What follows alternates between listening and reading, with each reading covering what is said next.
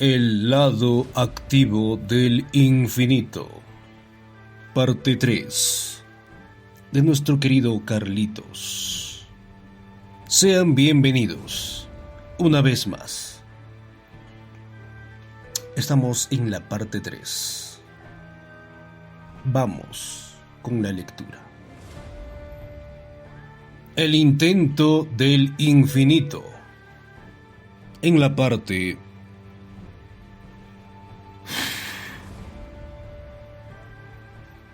de la sección Un temblor en el aire. Quiero que pienses muy deliberadamente acerca de cada detalle de lo sucedido entre tú y esos dos hombres, Jorge Campos y Lucas Coronado, me dijo don Juan, los que en verdad te entregaron a mí, y que luego me cuentes todo. Encontré su pedido muy difícil de cumplir, y sin embargo disfrutaba recordando todo lo que esos dos me habían dicho. Él quería todos los detalles posibles, algo que me forzaba a ejercitar mi memoria hasta el límite.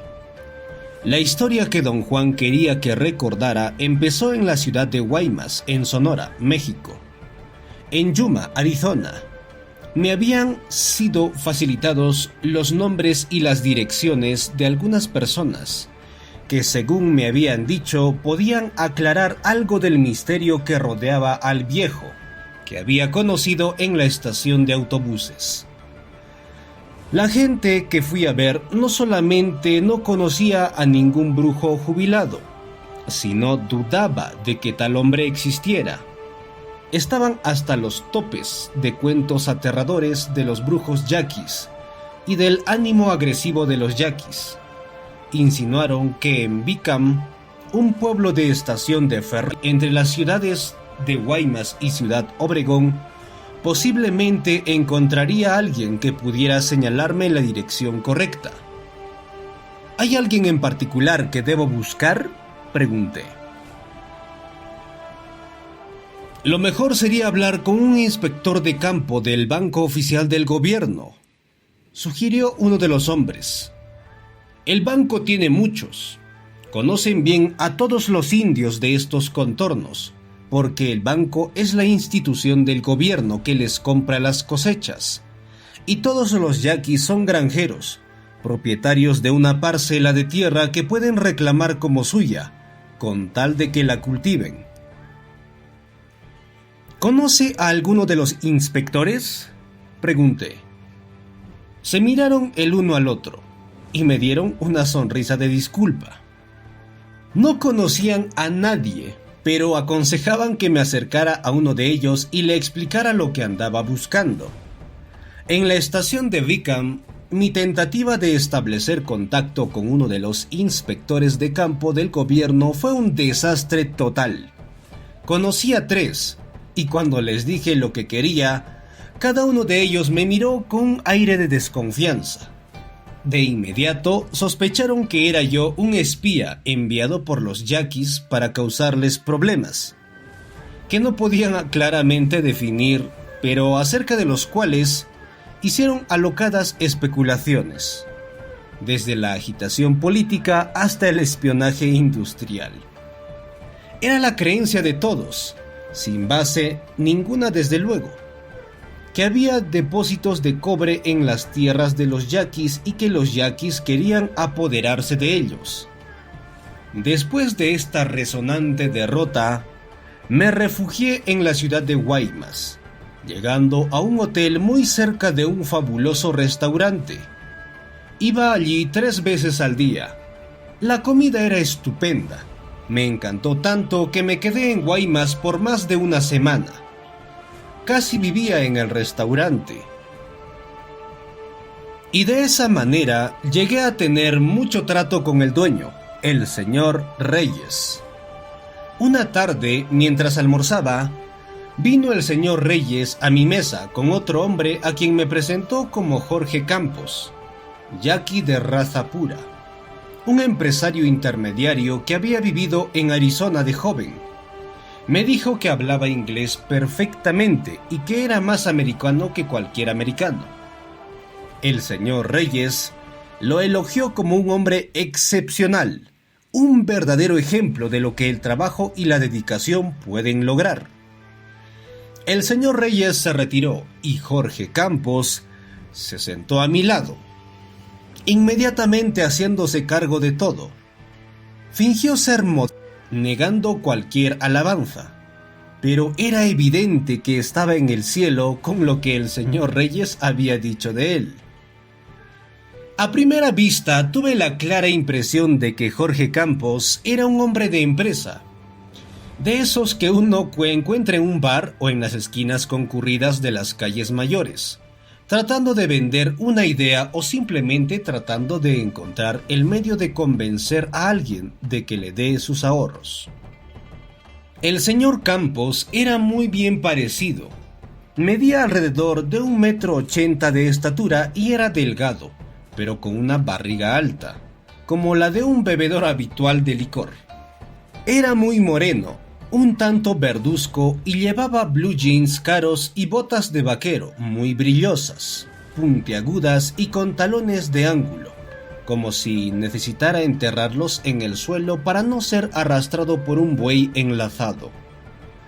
Llevaba una camisa de cuadritos gris e impecablemente planchada. En el bolsillo derecho tenía un protector de plástico en el que guardaba una fila de bolígrafos. Había visto el mismo protector entre trabajadores de oficina que no querían mancharse la bolsa de la camisa de tinta.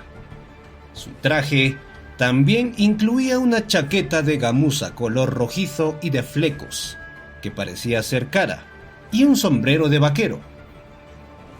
Su cara era redonda, era inexpresiva. No tenía arrugas, aunque parecía tener unos 50 años. Por alguna razón desconocida, sentía que era peligroso. «Encantado de conocerlo, señor Campos», le dije en español dándole la mano. «Dejémonos de formalidades», me respondió también en español, apretándome la mano vigorosamente.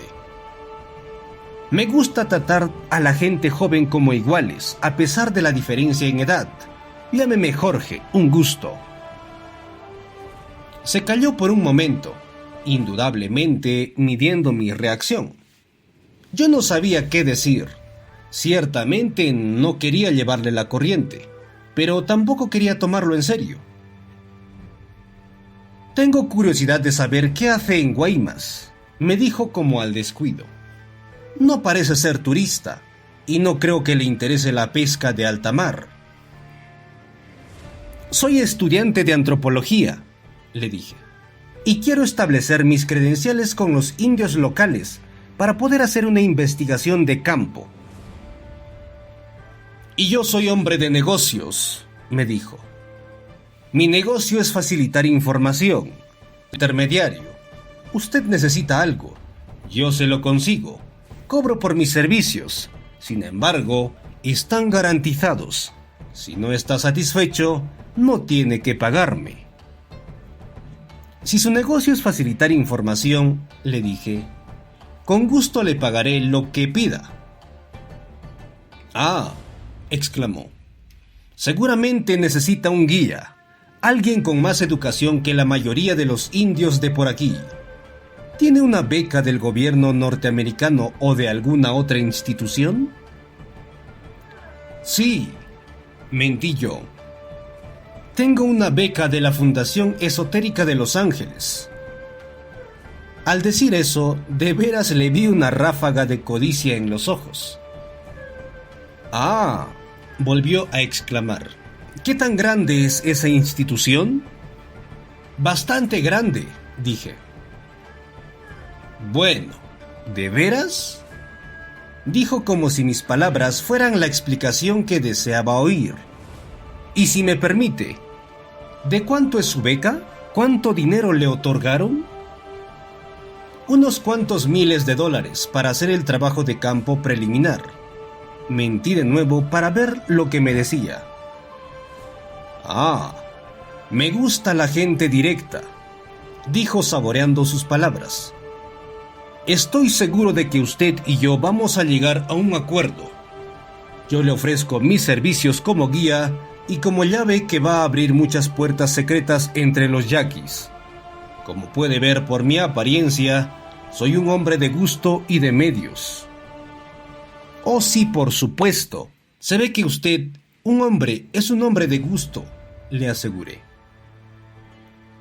Lo que le estoy diciendo, me dijo, es que por un precio modesto que va a encontrar muy razonable, yo voy a llevarlo con la gente debida, a quien podrá hacer las preguntas que quiera. Y por un poquito más, le voy a traducir lo que digan, palabra por palabra, al español o al inglés. También hablo francés y alemán, pero no creo que esas lenguas le interesen. Tiene mucha razón, dije. Esas lenguas no me interesan en lo más mínimo. ¿Pero cuáles son sus honorarios? Ah, mis honorarios, dijo. Y sacó un cuaderno cubierto de piel del bolsillo del pantalón y lo abrió adelante de mi cara. Hizo unos garabatos rápidos. Lo cerró nuevamente y lo volvió a meter al bolsillo con precisión y rapidez.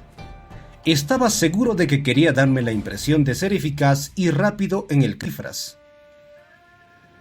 Le voy a cobrar $50 al día, dijo, con transporte incluido, pero le cobro mis comidas aparte. Lo que quiero decir es que cuando usted come tan bien como yo, ¿qué dice? En ese momento se inclinó sobre mí y casi susurrando, dijo que debiéramos cambiar al inglés, porque no quería que otros se enteraran de nuestros tratos. Empezó a hablarme en algo que para nada era inglés. Yo estaba perdido, no sabía cómo responder. Empecé a sentirme nervioso mientras él farfullaba de la manera más natural. No estaba nada perturbado. Gesticulaba, moviendo las manos de manera muy animada y haciendo señas con el dedo como si estuviera dándome instrucciones. No tenía la impresión de que me hablaba en lenguas desconocidas. Más bien pensé que estaba hablando en yaqui. Cuando pasaron algunas personas por la mesa y nos miraron, yo asentí con la cabeza y le dije a Jorge Campos, sí, claro. En un momento le dije, dígalo de nuevo, y me pareció tan ocurrente que me eché una carcajada. Él también se rió como si hubiera dicho lo más ocurrente posible. Debe de haber notado que yo estaba casi perdiendo los estribos, y antes de que me levantara para decirle que se hiciera humo, empezó de nuevo a hablar en español. No quiero cansarlo con mis ridículas observaciones, dijo, pero si voy a servirle de guía, vamos a pasar largas horas charlando. Le estaba haciendo una prueba hace un momento, para tener idea de qué tan buen conversador es usted. Si voy a andar con usted en coche, necesito a alguien que sea buen iniciador y buen receptor.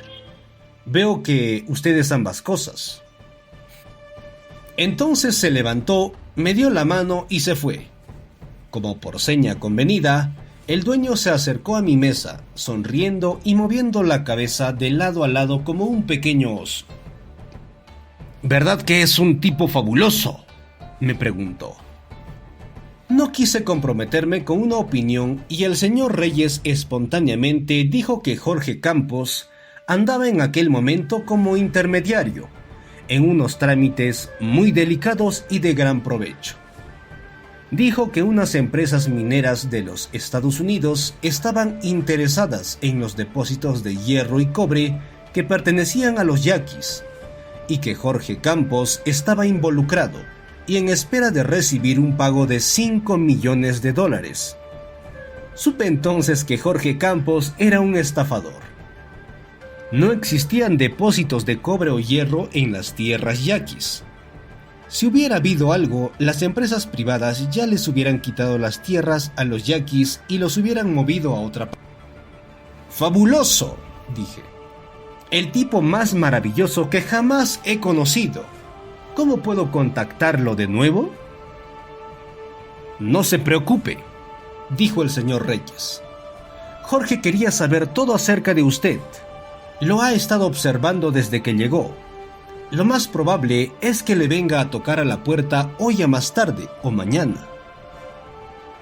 El señor Reyes tenía razón.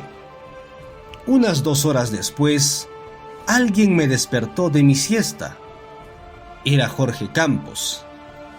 Yo tenía proyectado salir de Guaymas al oscurecer y manejar toda la noche hasta California.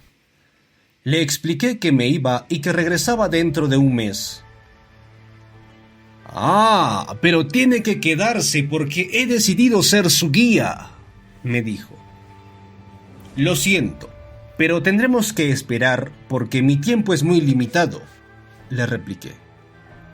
Sabía que Jorge Campos era un embustero, pero a la vez decidí revelarle que ya tenía un informante que estaba esperando trabajar conmigo y que lo había conocido en Arizona. Describí al anciano y dije que se llamaba Juan Matus y que otras personas lo habían caracterizado como un brujo. Jorge Campos me miró con una gran sonrisa. Le pregunté si conocía al viejo. «Ah, claro que lo conozco», dijo jovialmente. «Se pudiera decir que somos buenos amigos». Sin esperar a que lo invitara, Jorge Campos entró en mi habitación y se sentó a la mesa justo al frente del balcón. «¿Vive el viejo por aquí?», pregunté. «Claro que sí», me afirmó. «¿Me puede llevar con él?». «No veo por qué no», dijo. «Necesitaría un par de días para hacer mis investigaciones, es decir, para asegurar que anda por aquí, y luego iremos a verlo». Sabía que me estaba mintiendo, y a la vez no lo quería creer, hasta llegué a pensar que mi desconfianza inicial no tenía base. Tan convincente se mostraba. «Sin embargo», continuó, «para poder ir a ver a este hombre, voy a tener que cobrarle un anticipo. Mi honorario va a ser de $200. Era más de lo que yo tenía a la mano. Le rehusé la oferta cortésmente y le dije que no llevaba bastante dinero. «No quiero que piense que mi interés es puramente material», dijo con una sonrisa ganadora. «Pero, ¿cuánto puede gastar? Tener en consideración que voy a tener que pagar algunas mordidas. Los yaquis son muy guardados, pero siempre hay maneras. Hay puertas que siempre se abren con una llave mágica: el dinero». A pesar de mi recelo, estaba convencido de que Jorge Campos era no solo mi vía de entrada al mundo yaqui, sino el medio de encontrar al viejo que me tenía tan intrigado. No quería regatear. Hasta me dio pena ofrecerle los $50 que llevaba en el bolsillo. «Estoy al final de mi estancia», le dije como disculpa. «Así es que casi se me ha acabado el dinero. Solo traigo $50. Jorge Campos extendió sus largas piernas debajo de la mesa y cruzó los brazos detrás de la cabeza, inclinando el sombrero sobre la cara. «Le acepto los $50 y su reloj», me dijo desvergonzadamente. «Pero por ese dinero lo llevo a conocer a un chamán menor». «No se impaciente», me advirtió como si fuera yo a protestar. «Tenemos que subir grados por la escalera desde los de menor rango hasta el hombre mismo, que le aseguro está en la mera cima». «¿Y cuándo podré conocer a ese brujo menor?», pregunté dándole el dinero y mi reloj. «Ahora mismo», contestó, sentándose y ávidamente tomando el dinero y el reloj. «Vámonos, no hay tiempo que perder». Nos subimos a mi coche y me dijo que me fuera hacia el pueblo de Potam, uno de los pueblos tradicionales yaquis que quedan por el río Yaqui. En el camino, me reveló que íbamos a conocer a Lucas Coronado, un hombre conocido por sus hazañas brujescas. sus trances brujescos y por las magníficas máscaras que hacía para los festivales de Pascua Florida Jackie. Luego desvió la conversación al viejo y lo que dijo contradecía del todo lo que los otros me habían dicho. Mientras todos lo habían descrito como ermitaño y brujo jubilado, Jorge Campos lo describió como el curandero y brujo más famoso de la región, un hombre cuya fama lo había vuelto casi inaccesible. Hizo una pausa como un actor y luego lanzó un golpe. Me dijo que hablarle a este hombre en forma continua, como lo desean los antropólogos, iba a costarme por lo menos $2,000. Iba a protestarle el enorme aumento de precio, pero se me levantó. «Por $200 lo puedo llevar con él», dijo. «De esos $200 gano yo unos 30. Lo demás se va en mordidas, pero le va a costar más hablar con él largamente. Usted mismo haga la cuenta. Tiene guardaespaldas, gente que lo protege. Tengo que ganármelos y aparecer con el dinero necesario para ellos». Al terminar, continuó, «le entregaré un total con recibos y todo para sus impuestos. Y verá usted que la comisión que cobro para hacer los arreglos es mínima». Sentí profunda admiración por él. Tenía conciencia de todo, hasta de los recibos para los impuestos. Se quedó callado por un rato como si estuviera haciendo cálculos de su ganancia mínima. Yo no tenía nada que decir.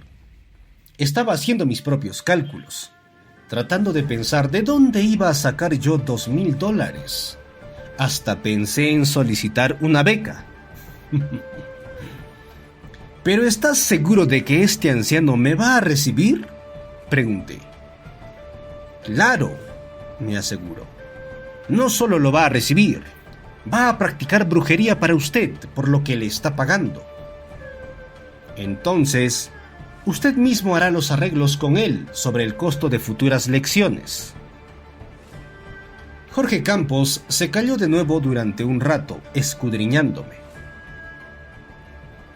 «¿Cree que me pueda pagar los $2,000?», me dijo con un tono de indiferencia tan marcado que de inmediato supe que era un embustero. «Oh, claro, eso está dentro de mis posibilidades», le mentí para apaciguarlo. No podía disimular su alegría. «Vaya, qué chavo», aclamó. «Vamos a divertirnos de lo lindo». Traté de inquirir más acerca del viejo, y me paró abruptamente.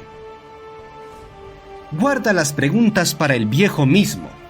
Va a estar en tus manos», me dijo sonriendo.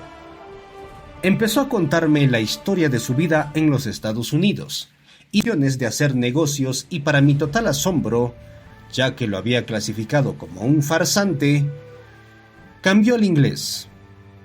«Pero si hablas inglés», le exclamé, sin pensar en disimular mi asombro. «Claro, joven», dijo.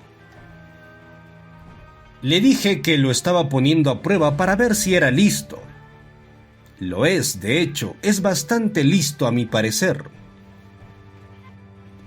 Su dominio del inglés era magnífico y estaba yo encantado con sus chistes y cuentos. En un abrir y cerrar de ojos estábamos en Potam.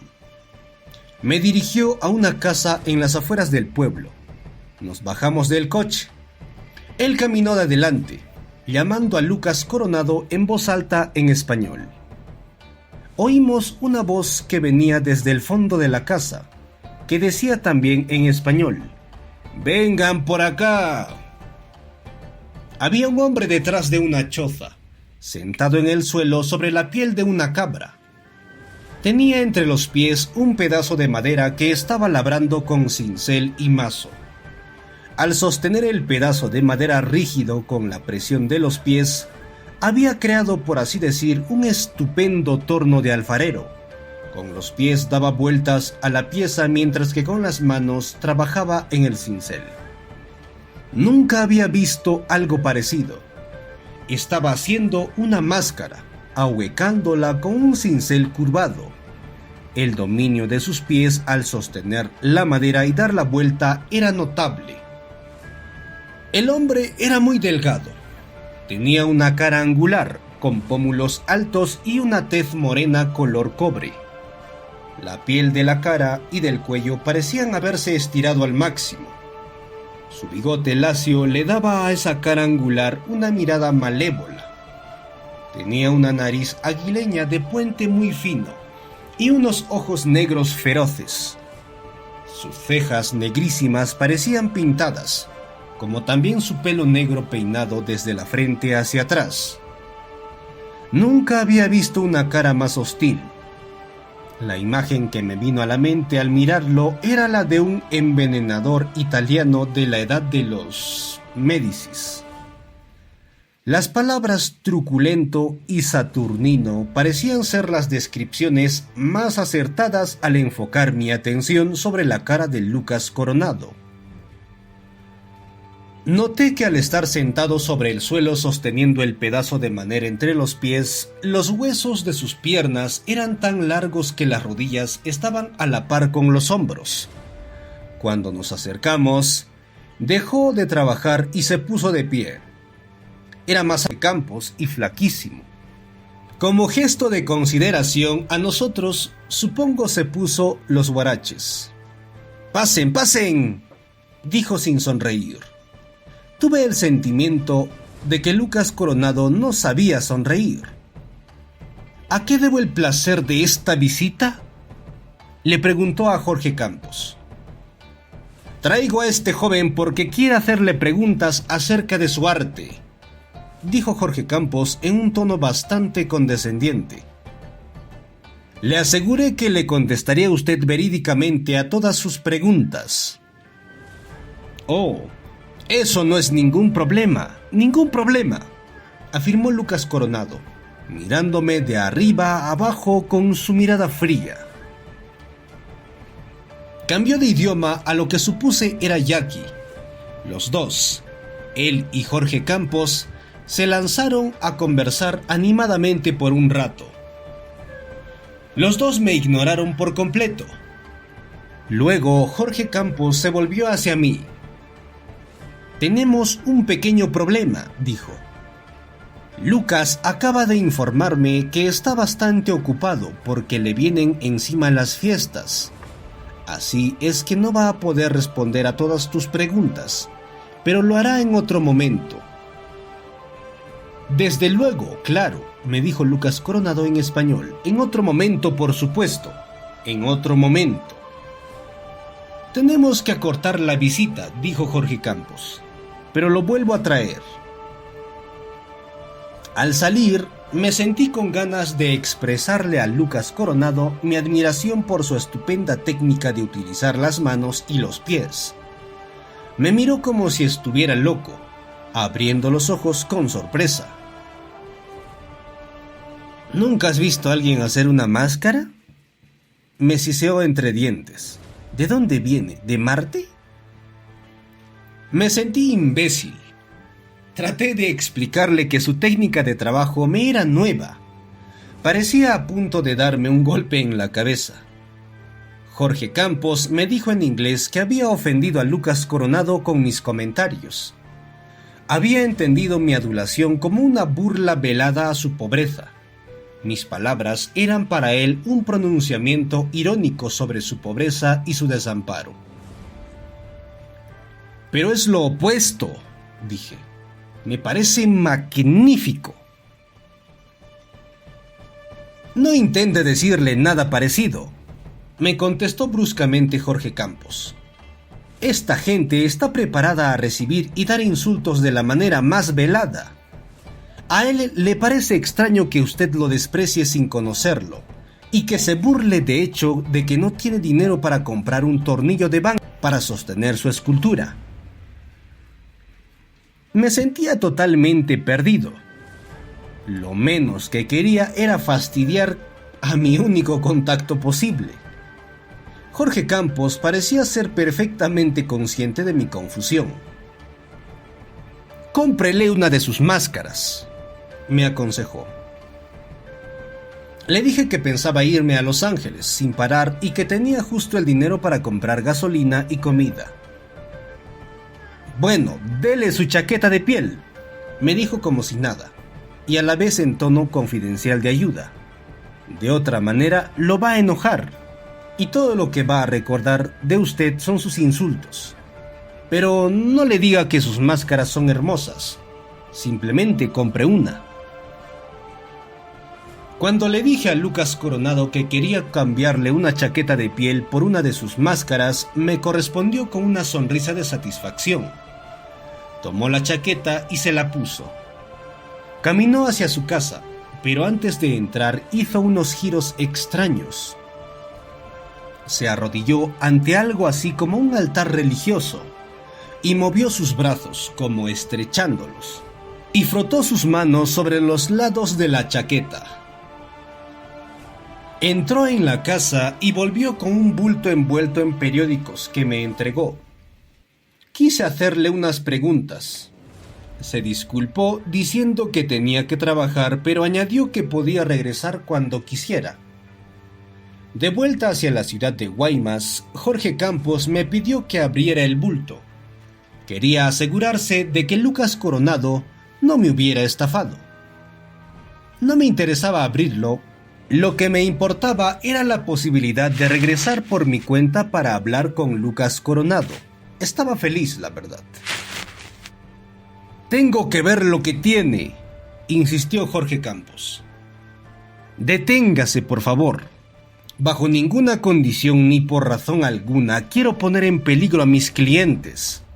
Usted me pagó para que le rindiera servicios. Este hombre es un brujo genuino y como resultado peligroso. Como lo ofendió, puede haberle dado un bulto de hechizo. Si ese es el caso, tenemos que enterrarlo cuanto antes en esta región». Sentí una oleada de náusea y paré el coche. Con muchísimo cuidado saqué el bulto. Jorge Campos me lo arrebató de las manos y lo abrió. Contenía 3 máscaras tradicionales yaquis de hermosísima hechura. Jorge Campos mencionó de paso desinteresadamente que sería justo que le diera una. Yo pensé que como todavía no me había llevado con el viejo, debía mantener mi contacto con él. Le regalé una de las máscaras con gusto. «Si me deja escoger, preferiría esa otra», me dijo señalando. Le dije que, cómo no, las máscaras no tenían ninguna importancia para mí. Ya había conseguido lo que quería. Hasta le hubiera regalado las otras 2, pero quería mostrársela a mis amigos antropólogos. «Estas máscaras no son nada extraordinario», declaró Jorge Campos. «Se pueden comprar en cualquier tienda del pueblo. Se las venden a los turistas». Yo había visto las máscaras yaquis que se vendían en el pueblo. Eran muy rudimentarias en comparación con las que tenía, y Jorge Campos había en verdad escogido la mejor. Lo dejé en la ciudad y me dirigí hacia Los Ángeles. Antes de despedirme, me recordó que casi le debía $2,000, porque iba a empezar con sus mordidas y con el plan de llevarme a conocer al gran viejo. «¿Cree que puede darme mis $2,000 a su regreso?», me preguntó atrevidamente. La pregunta me puso en una situación terrible. Creía que si le decía la verdad, que lo dudaba, él me volvería la espalda. Estaba convencido de que a pesar de su patente codicia, él era mi acomodador. «Haré lo posible para traerle el dinero», dije en un tono evasivo. «Eso no es suficiente, muchacho», me contestó energéticamente, casi enfadado. «Voy a andar gastando mi propio dinero, haciendo arreglos para el encuentro, y necesito seguridad de su parte. Yo sé que es un joven serio. ¿Qué valor tiene su coche? ¿Tiene en sus manos los documentos de propiedad?». Le dije el valor de mi coche y que sí poseía los documentos de propiedad, pero solamente pareció estar satisfecho cuando le di mi palabra de que le iba a traer el dinero en efectivo en mi próxima visita. 5 meses después, regresé a Guaymas para ver a Jorge Campos. En aquel tiempo, $2,000 era muchísimo dinero, sobre todo para un estudiante. Pensé que quizá podría aceptar el pago en plazos, en cuyo caso yo estaría más que dispuesto a pagar. No lo encontré por ninguna parte. Le pregunté al dueño del restaurante. Estaba tan desconcertado como yo por su desaparición. Simplemente se desvaneció, dijo. Seguramente regresó a Arizona o a Texas, donde tiene negocios. Me tomé el atrevimiento de ir a ver a Lucas Coronado yo mismo. Llegué a su casa como al mediodía. Tampoco lo encontré. Les pregunté a sus vecinos si sabían dónde pudiera estar. Me miraron hostilmente y ni siquiera me contestaron. Me fui, pero regresé a su casa otra vez ya entrada la tarde. No esperaba nada. De hecho, estaba preparado para regresarme inmediatamente a Los Ángeles. Para mi gran sorpresa, Lucas Coronado no solo estaba allí, sino que me recibió muy amablemente. De manera franca, me expresó su aprobación al ver que había venido sin Jorge Campos, quien según él era un verdadero culo. Se quejó de Jorge Campos, a quien se refirió como un yaqui renegado, que gozaba de explotar a sus compañeros yaqui. Le entregué a Lucas Coronado unos regalos que le había traído, y le compré 3 máscaras, un bastón exquisitamente labrado, y un par de polainas de cascabel, hechas de los capullos de unos insectos del desierto. Lo vi todos los días durante los 5 días que permanecí en el área, y me facilitó infinita información sobre los yaquis, su historia, su organización social y el sentido y la naturaleza de sus festividades. Estaba gozando tanto haciendo mi trabajo de campo que hasta me sentí cohibido de preguntarle sobre el viejo brujo. Sobreponiéndome a mis dudas, finalmente le pregunté a Lucas Coronado si conocía al viejo que Jorge Campos me había asegurado era un conocido brujo. Lucas Coronado parecía estar perplejo.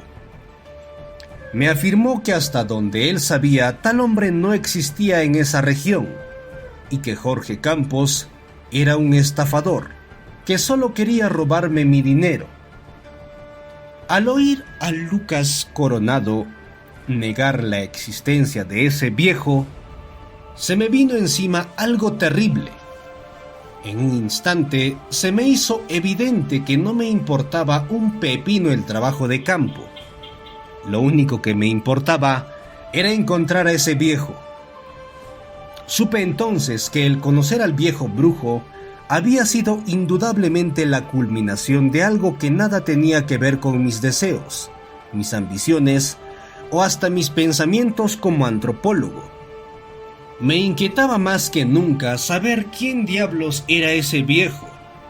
Sin ninguna inhibición empecé a desvariar y a gritar de frustración. Di de patadas sobre el piso. Lucas Coronado se asombró al verme. Primero me miró confuso y luego empezó a reír. Me disculpé con él por mi arranque de enojo y frustración. No podía explicar por qué estaba tan enfadado. Lucas Coronado aparentemente comprendía mi situación. «Pasan cosas así por acá», dijo. No tenía idea a qué se refería, ni le quería preguntar.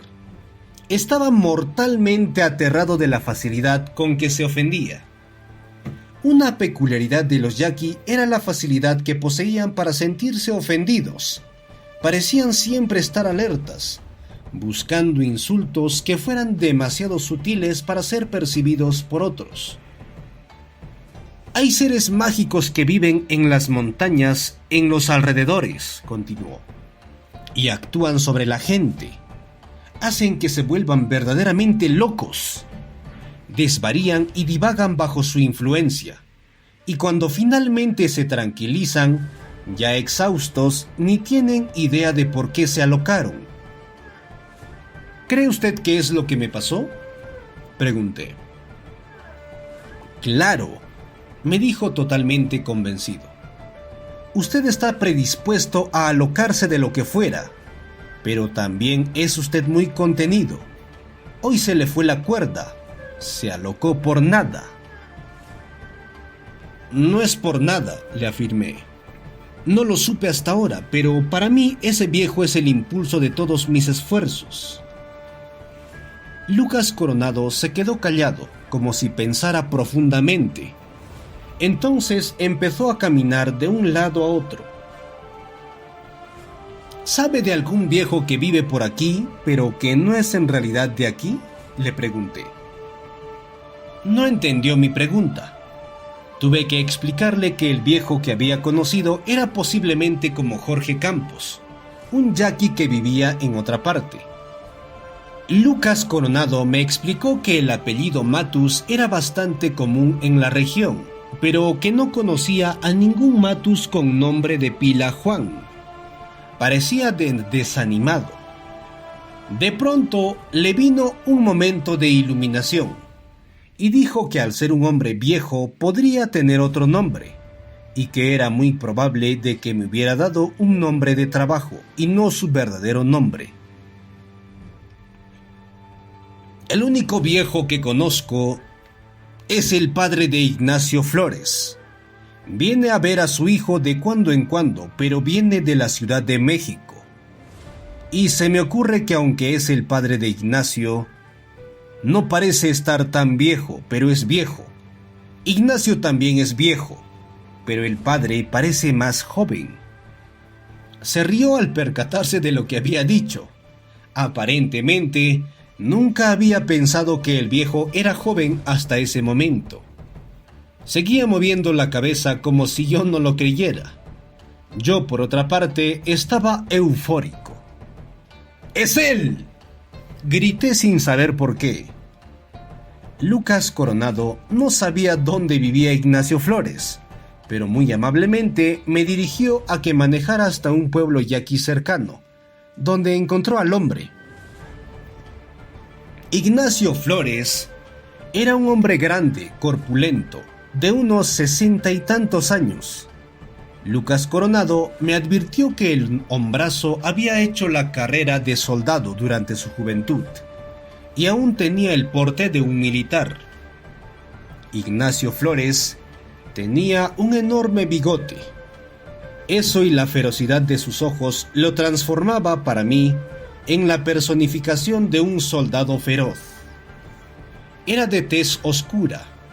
El pelo todavía lo tenía negro azabache a pesar de sus años.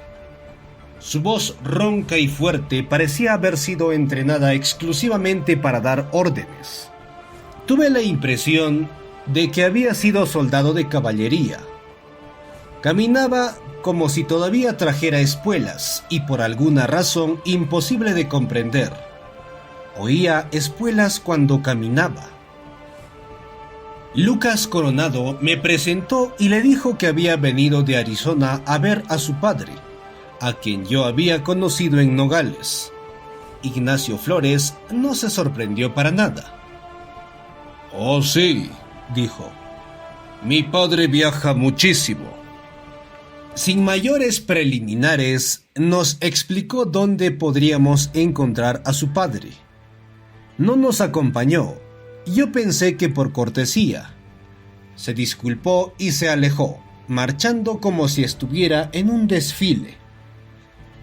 Me preparé para ir a la casa del viejo con Lucas Coronado, pero declinó la invitación. Quería que lo llevara de vuelta a su casa. «Creo que usted ya encontró al hombre que buscaba y siento que debe usted estar solo», dijo. Me maravillé de lo extraordinariamente correctos que eran estos yaquis, y a la vez tan feroces. Me habían contado que los yaquis eran salvajes, que no tenían ningún escrúpulo en matar a alguien, pero en lo que a mí concernía, sus características más notables eran su cortesía y su consideración. Manejé hasta la casa del padre de Ignacio Flores, y allí encontré al hombre que buscaba. Me preguntó por qué mintió Jorge Campos, diciéndome que lo conocía. Dije al final de mi relato: «No te mintió», dijo don Juan con la firmeza de alguien que aprobaba la conducta de Jorge Campos. «Ni siquiera falseó sus palabras. Te consideró un tonto y te iba a estafar. Sin embargo, no pudo llevar a cabo su plan porque el infinito lo venció. ¿Sabes que desapareció poco después de conocerte y que nunca lo encontraron? Jorge Campos fue un personaje de mucho significado para ti», continuó. «Encontrarás en lo que sucedió entre ustedes una especie de esquema que te servirá de guía porque él es la representación de tu vida». «¿Por qué? Yo no soy un estafador», protesté.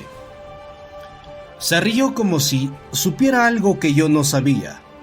Al instante, me encontré en medio de una extensa explicación acerca de mis acciones, mis ideales, mis expectativas.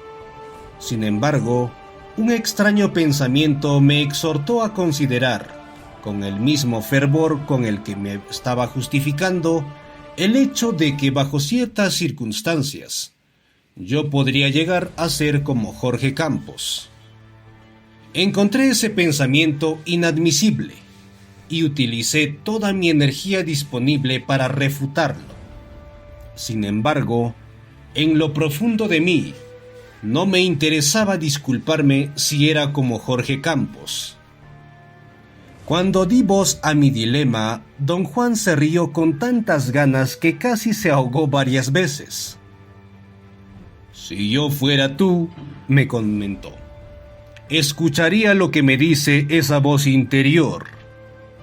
¿Qué importaría si fueras como Jorge Campos, un estafador barato?» «Sí, era un estafador barato. Tú eres más complicado. Ese es el poder del recuento. Por eso lo utilizan los brujos. Te pone en contacto con algo que ni siquiera sospechabas que existía en ti». Quería marcharme al momento. Don Juan sabía exactamente lo que estaba sintiendo. «No escuches a esa voz superficial que te hace sentir rabia», me dijo con voz imponente. «Escucha a esa voz más profunda, que desde ahora en adelante te va a guiar. La voz que se está riendo. Escúchala. Ríete. Ríete». Sus palabras fueron como una orden hipnótica para mí. Contra mi voluntad empecé a reír. Nunca había estado tan feliz. Me sentí libre, desenmascarado. «Cuéntate la historia de Jorge Campos una y otra vez», dijo don Juan. «Vas a encontrar incontables riquezas en ella. Cada detalle es parte de un mapa, es parte de la naturaleza del infinito. Una vez que cruzamos cierto umbral, el poner delante de nosotros un esquema». Me escudriñó un largo rato. No solo me miró, sino que fijó la vista intensamente en mí.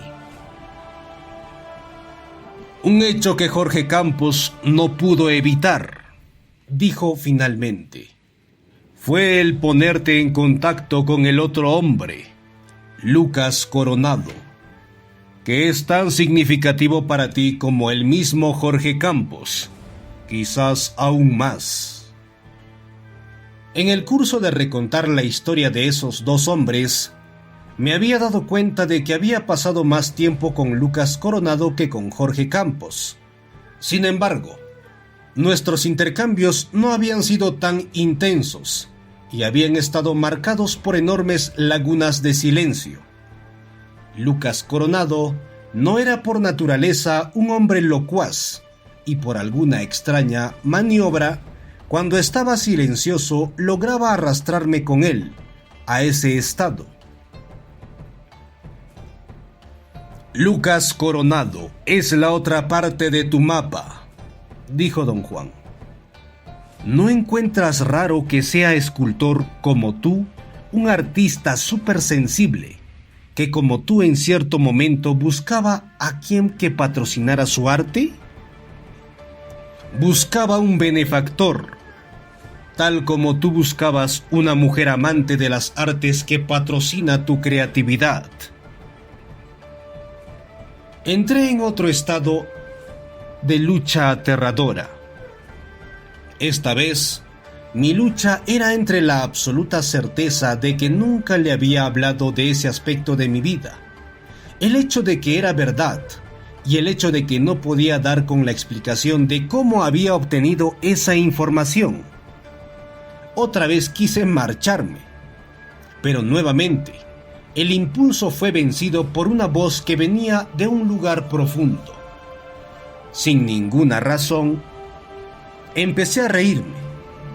A una parte de mí, a un nivel muy profundo, le importaba un pepino saber cómo don Juan había conseguido esa información. El hecho que la poseía y que la había utilizado de manera tan delicada y a la vez tan confabulante, era una maniobra que daba gusto ver. No era de ninguna consecuencia que la parte superficial en mí se enojara y quisiera marcharse. Muy bien, dijo don Juan dándome una palmadita fuerte en la espalda. Muy bien. Se quedó pensativo, por un momento como si acaso estuviera viendo cosas invisibles al ojo ordinario. Jorge Campos y Lucas Coronado son los dos extremos de un eje, dijo. Ese eje eres tú. En un extremo, un mercenario despiadado, desvergonzado y burdo que se encarga solo de sí mismo, horrendo pero indestructible. En el otro extremo, un artista supersensible, atormentado, débil y vulnerable. Este debería haber sido el mapa de tu vida, si no fuera por la aparición de otra posibilidad, la que se abrió cuando cruzaste el umbral del infinito. Me buscaste y me encontraste, y entonces cruzaste el umbral. El intento del infinito me dijo que buscara a alguien como tú. Te encontré, cruzando también así el umbral. Con eso terminó la conversación. Don Juan entró entonces en uno de sus largos periodos de silencio total, que eran su costumbre. Fue solo al final del día, cuando habíamos regresado a su casa y mientras estábamos sentados bajo la ramada, refrescándonos de la larga caminata que habíamos hecho, que rompió el silencio. Al contar lo que pasó entre tú y Jorge Campos, y tú y Lucas Coronado, siguió don Juan hablando. Hallé, y espero que tú también, un factor muy perturbador. Para mí es un augurio. Señala el final de una era, lo que significa que lo que está allí no puede quedarse. Elementos muy frágiles te trajeron hasta mí. Ninguno de ellos podría mantenerse por sí mismo. Eso es lo que saqué de tu cuento. Recordé que don Juan me había revelado un día que Lucas Coronado estaba mortalmente enfermo.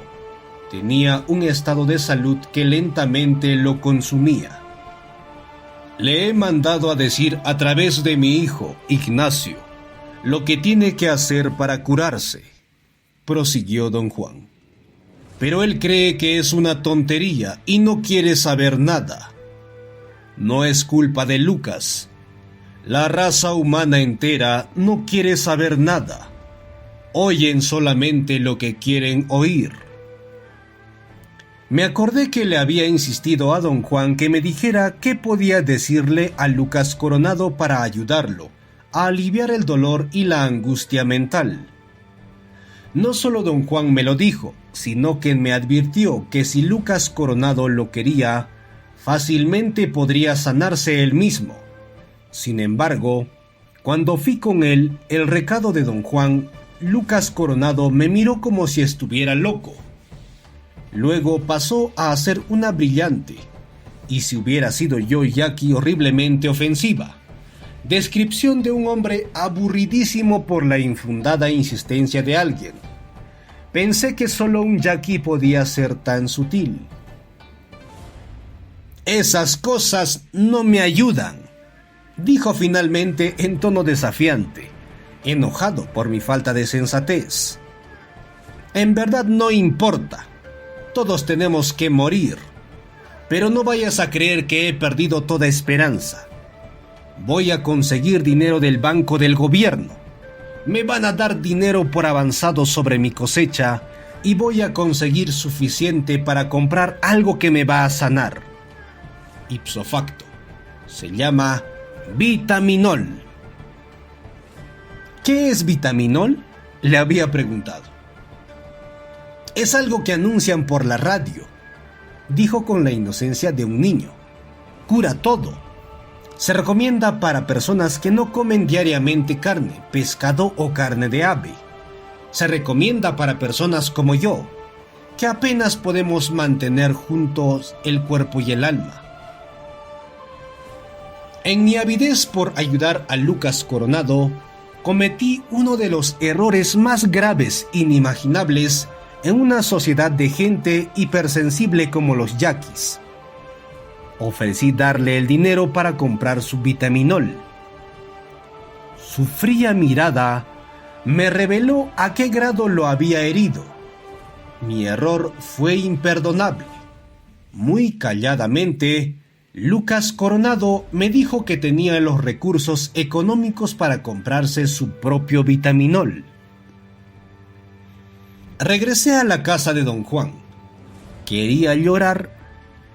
Sabía que mi avidez me había traicionado. «No gastes tu energía preocupándote por tales cosas», dijo don Juan fríamente.